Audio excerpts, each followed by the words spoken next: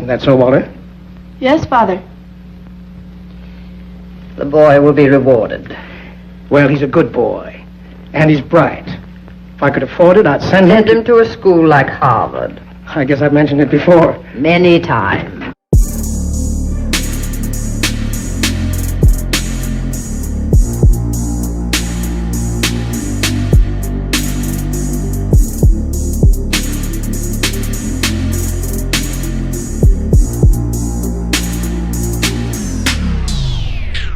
If you love listening to this show, please consider giving a rating and a review on Amazon Alexa or wherever you listen. We want to continue bringing you this amazing content, and part of our ability to do that means that we need a big audience. Now, it may not seem like much, but rating and reviewing the show will help more people find us, just like how you found this show. Simply on any podcast platform, search for a show, scroll down to the bottom, and push 5 stars. It's that easy. Thanks for supporting the show.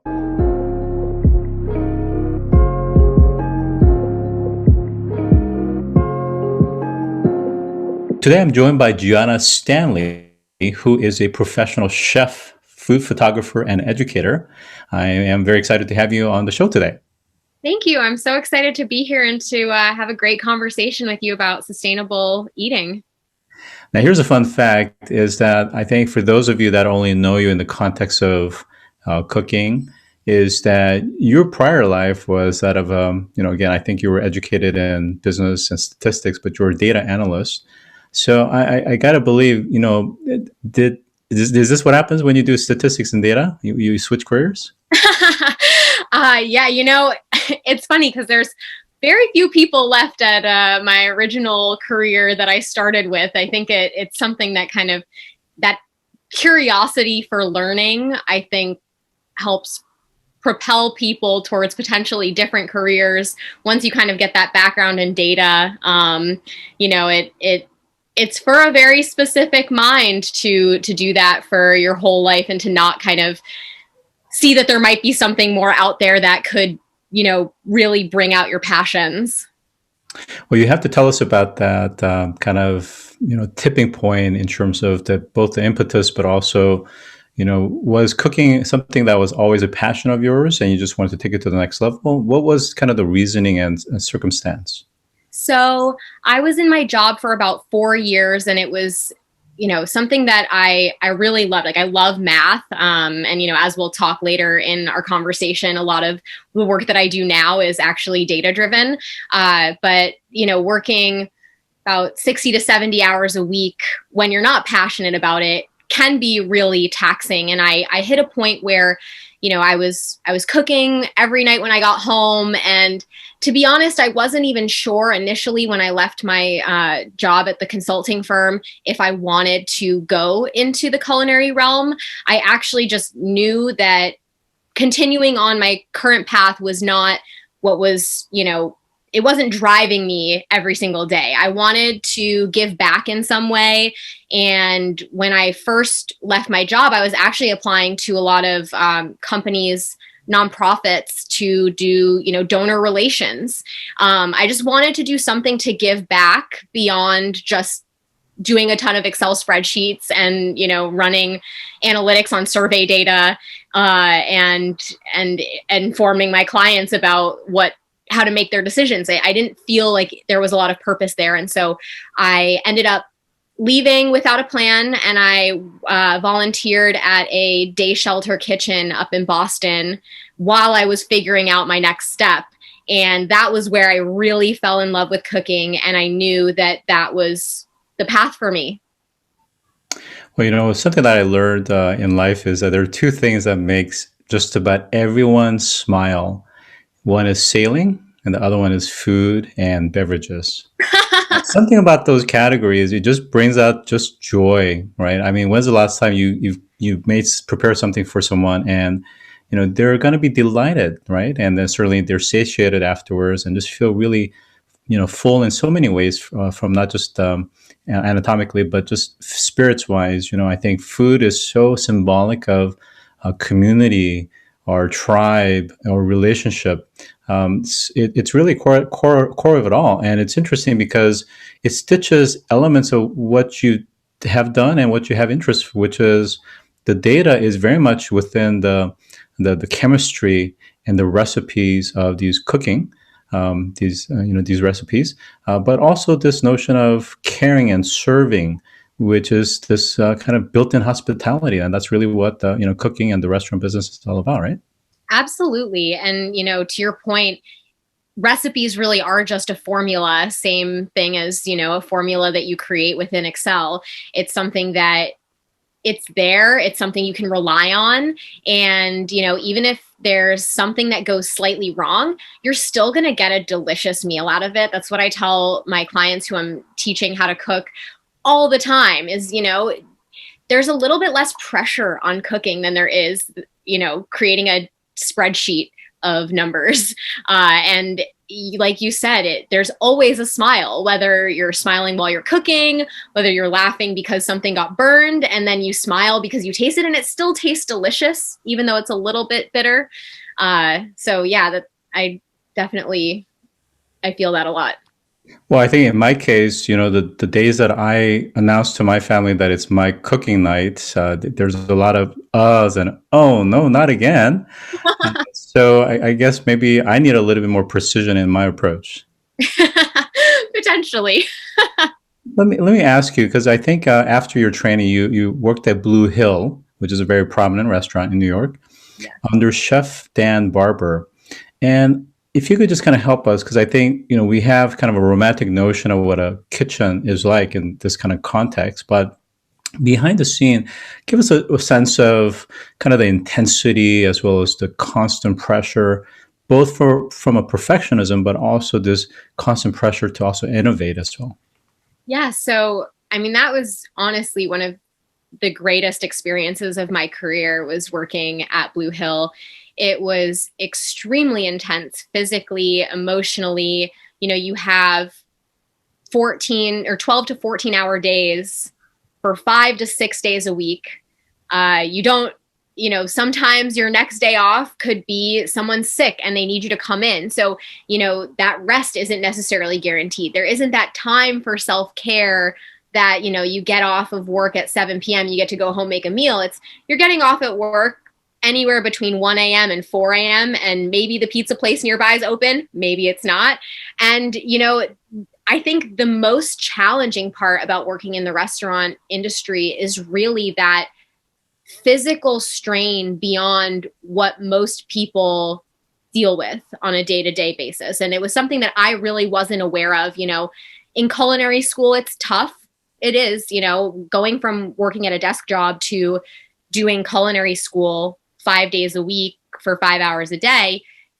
It's a big physical challenge. But then once you get into the restaurant industry, no one's really like, oh, she's 5'1". Let's make sure she doesn't carry a 50-pound, box of grapes.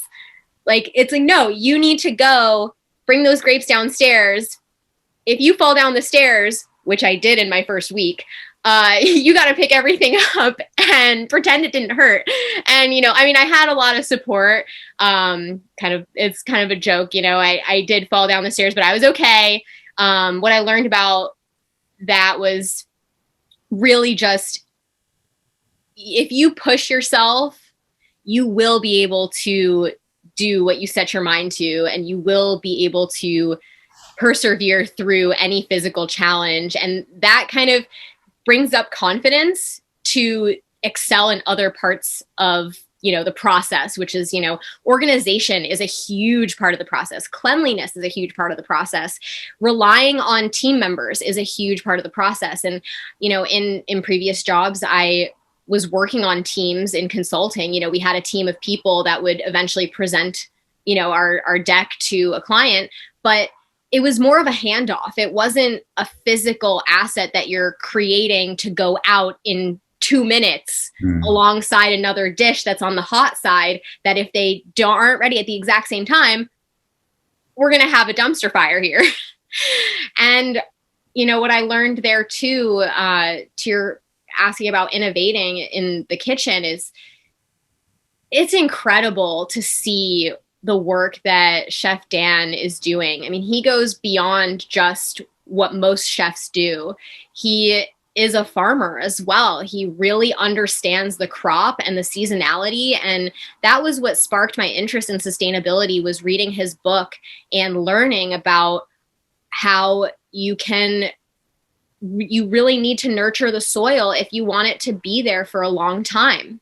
You know, we have a lot of, dead areas in our soil across the country right now. And that's something that Chef Dan is working to kind of combat, by educating people that seasonal food is really important.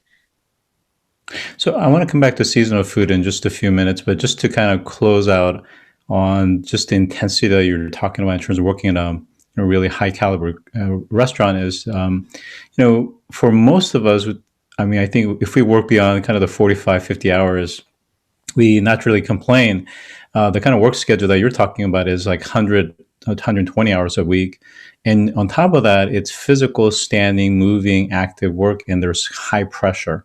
Like I said, it's crunch time, and that crunch time isn't just for half an hour. It's from opening to end, and even cleanup and so forth. So it really takes a toll on somebody, and it's difficult to have a long kind of a long-term career in such a high intense environment. Right? Yeah, it's for a very specific kind of person. I mean, I obviously did not last super long in the restaurant world. That was my what I did. That was the restaurant that I worked in at Blue Hill, and as much as I loved it and as much as I learned so much from it, you're right. It is a really big challenge for someone who's used to working at a desk to go and work in this high intense environment. And, it's super rewarding. And I think you learn a lot, but then a lot of people do move forward. And then there's those few people that I idolize, that I look up to, the big name chefs that you read their biographies and their cookbooks, and those are the ones who, it's an incredible amount of perseverance to be able to witness, to see, the chef de cuisine that I trained under, who is the CDC there for 5 years in that high intensity environment, working longer hours than I was working and doing more than I was doing, and I think it's something to really respect. And it's something that really made me respect whenever I go to a restaurant.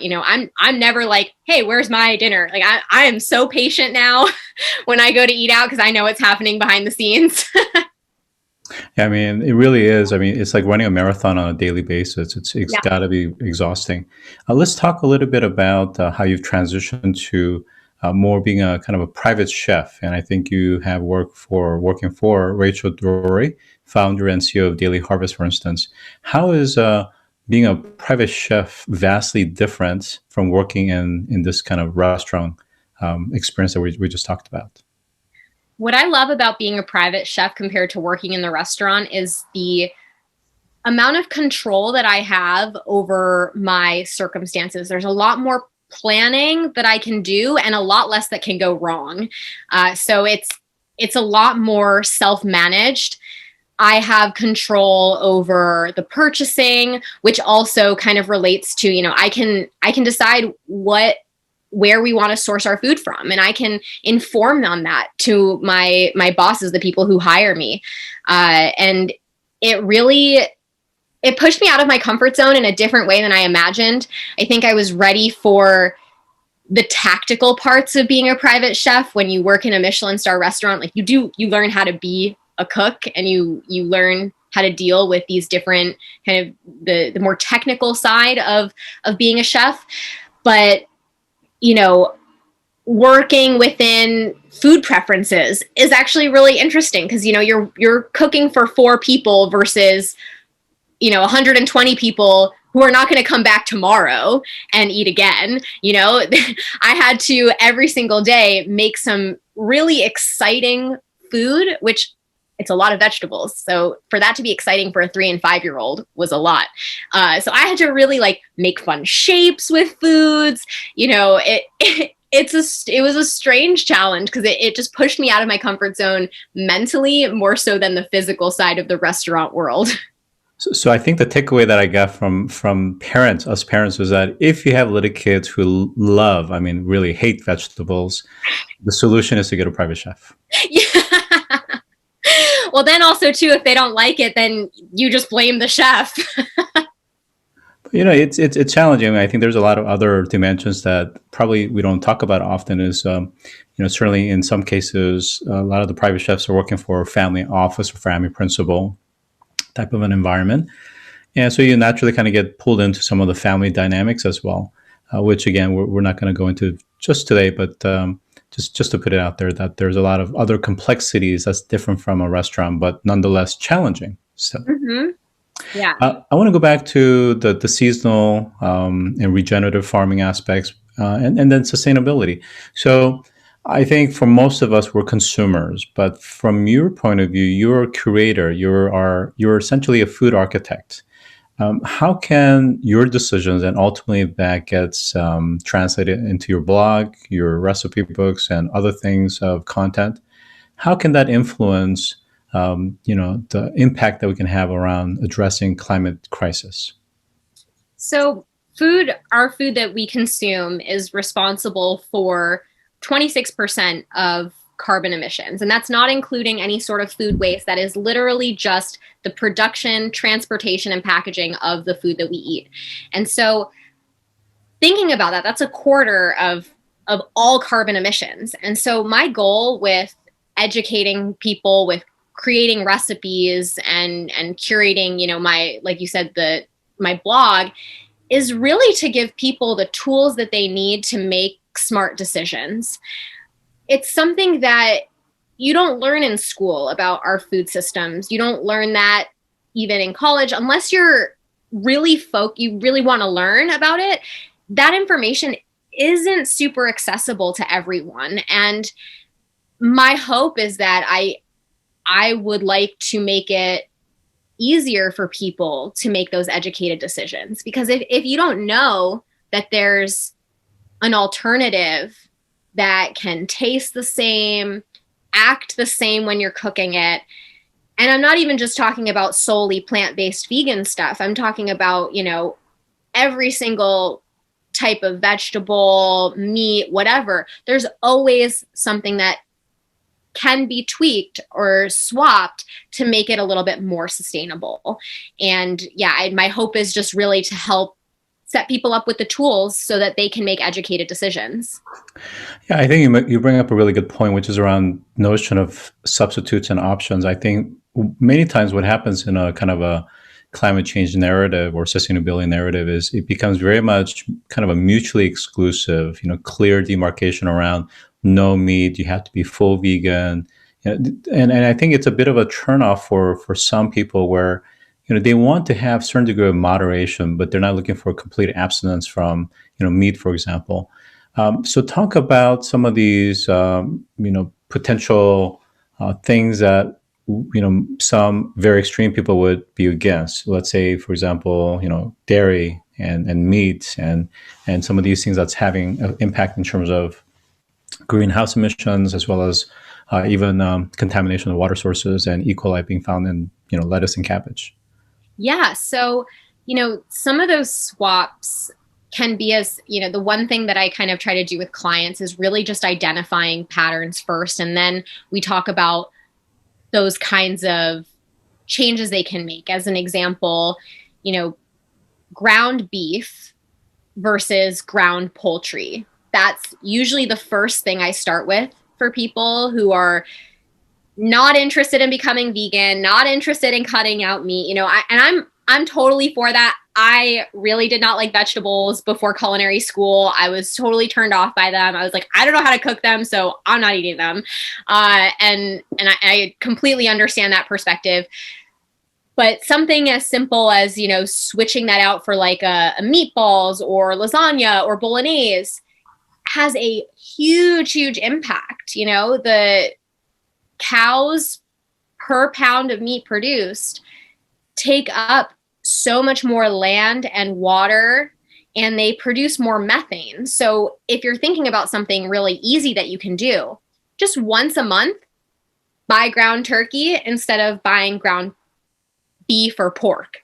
because that in itself can make a big impact. And if you're not interested in changing anything in your food, in your diet, there's plenty of other ways that you can make an impact as well by, making sure that your leftovers don't go to waste, repurposing them to something fun that you're excited to eat. Or sometimes when I talk to clients who are really strict in their diet, some people have allergies or preferences that they really don't want to change. You can cut back on your plastic use in the kitchen. And that's something that's really simple, that once you get into the hang of it, just cut back on like aluminum foil and get yourself a reusable Silpat baking sheet so that you still don't have to clean your baking sheet. You still have a layer there, but it's something that you can throw in the dishwasher, adds very little extra time and money. Yeah, I think you're spot on is that, sometimes it's not transformational changes as much as we would like, but it's these small, easy substitutes that are frictionless that really over time and accumulation in mass is going to be the tipping point for us to be able to actually have this climate crisis under control to some extent. One of the things that Astor Perkins we focus on is survival, and within that, we also focus on food tech and ad tech. And I wonder what your thoughts are about these new developments that are coming out, whether we're talking about lab-based, cellular meat. So in other words, rather than actually having a dairy farm or a cattle farm, you can actually start to produce milk as well as the meat in a lab environment form. And they're certainly working on the taste, but certainly the texture and all the aspects of cooking as well. So it replicates the experience of eating meat, for example. And then, of course, there's the other side, which are more plant-based alternatives. So there are things like duckweed and others that people are creating plant-based that is allowing for restaurants and food manufacturers to substitute egg whites as well as meat with these plant-based types of ingredients. What are your thoughts as a chef? So, it's a little bit complex because I feel like every lab is very different. So it's hard to say like a blanket statement, like I'm totally for this. But I do love the idea of having plant-based alternatives that taste like meat. I think it's something that can really, it kind of pushes people out of their comfort zone. I mean, I would say that I'm probably about at a point where I'm 80% plant-based diet. And something really fun that I like to do on a weekly basis is try one of those new products every week. And so that inherently makes one meal per week that wasn't previously vegan. And so it brings in some of that fun. And I was talking to my mom about this too when we saw that Dunkin' had that Beyond Meat. Personally, I'm questioning how healthy was that regular meat, like that sausage that they had, like from a health perspective. I would say that they're probably pretty comparable. And again, I can't speak to every single type of plant-based alternative, but you have to kind of consider, like, if it's from a health perspective, it's going to be probably about the same impact on your body. And everyone's palate is different. I've tried to cook with a few different kinds. I've been successful maybe 50% of the times. They are not the same to cook with. I have to be honest. It's a little bit different, but at the same time, it's a fun activity. And it's something that I really encourage a lot of my clients to do, just to, add some fun to the mix. You're experimenting with something that's totally new. And I think it's a great pathway forward to be experimenting like this. To be able to provide also less expensive versions. I think a lot of people that I talk to, the struggle is that finance block. A lot of people associate veganism, plant-based, plant-forward cooking with something that's more expensive. And if these labs can come in and make something that is accessible and affordable to everyday families, then that's incredible. And I'm for it. Good. And great point about the need for experimentation, how experimenting is really necessary for us to figure out our preferences and find the options that works for us. And hopefully over time, we can start to change habits and behavior. I want to just briefly, we only have about a minute left, is talk about the role of, we talked about seasonal vegetables and fruits. Mm-hmm. And both from, purchasing at stores, but also, thinking about how can we have a small garden, even if we're in an urban setting, have something that's growing that has a health, mental benefit as well as the local sourcing benefits. Absolutely. So, I feel like it goes without saying, but I'll say it anyway. To be able to get strawberries all year round have huge implications when it comes from a transportation perspective. To be able to be getting fruits and vegetables from other countries that are fresh, that means there's lots of refrigeration, lots of transportation, lots of storage, and that all adds up. So to be able to go to a farmer's market compared to going to, your supermarket, that person drove from their farm and they could only go so far, they're not going to be driving from Florida to, where I am in Virginia and putting all those emissions into the air. I know that they're a local Virginia farm. So I encourage a lot of people to check that out. But then also too, even in an urban setting, I feel like there's now so many technologies that allow you to grow your own produce. When I was living in New York City in culinary school, I had one of those little aero gardens and I made like 3 tomatoes, but they were the proudest tomatoes I've ever eaten in my life. It brought me so much joy to be able to grow something from the ground up. So, from a mental health perspective, I think that getting to grow your own food, to, again, that experimentation side of it, I really think that it's something that's essential. So with that, we've been joined by Gianna Stanley, who is a professional chef. Thank you for joining today. Thank you so much, Scott. If you've enjoyed this episode, take a moment to rate our show on any podcast platform that you listen to. Scroll down to the bottom and push 5 stars. It's that easy. And as always, thanks for listening.